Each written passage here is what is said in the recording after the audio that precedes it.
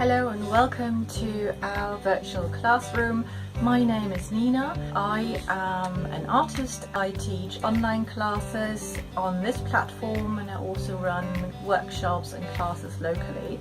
And in this class I'm going to teach you how to create mixed media postcards. You don't need any drawing skills in this class, and even if you think that you're not creative, I can promise you that by the end of the class you will have created 4 beautiful mixed media postcards.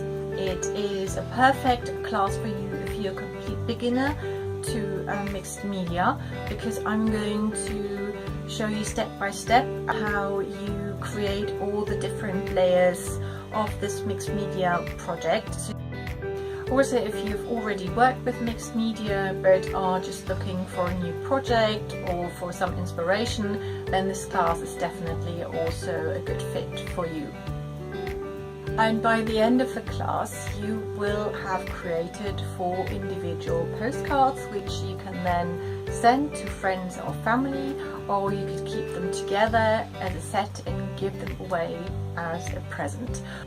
I'm sure we're going to have a lot of fun in this class and I hope you'll join us.